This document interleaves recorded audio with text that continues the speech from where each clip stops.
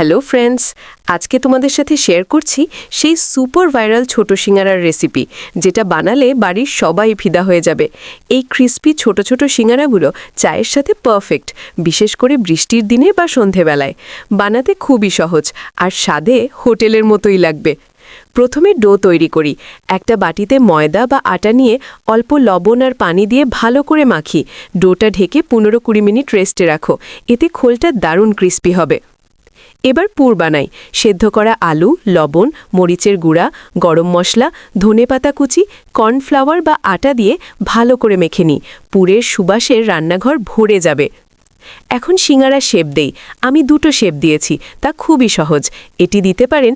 তারপর সিঙ্গারাগুলো গরম তেলে ছেড়ে দিয়ে লো থেকে মিডিয়াম আঁচে ধীরে ধীরে ভাজি।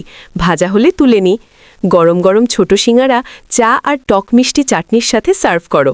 তোমাদের কেমন লাগলো জানিও। Happy cooking! ডিসেম্বর মানেই তো ঠান্ডা হাওয়া আর কুয়াশার সকাল। এই সময় ছোট সিঙ্গারা থাকলে আর কি চাই। স্কুল থেকে ফিরে বা অতিথি এলে এটা পরিবেশন করলে সবাই প্রশংসায় ভরিয়ে দেবে। আর একটা টিপস দিই, যদি পার্টি বা পিকনিকের জন্য বানাও, তাহলে আগের দিন পুর আর শেপ দিয়ে ফ্রিজে রেখে দাও। পরের দিন শুধু ভেজে নিলেই ফ্রেশ আর ক্রিস্পি থাকবে। এই ভাইরাল রেসিপিটা ট্রাই করে অবশ্যই জানিও কেমন হলো। শুভ নববর্ষের আগাম শুভেচ্ছা। শীতকালটা এই সিঙ্গারা দিয়ে আরও মজাদার করে তুলো। Happy cooking friends!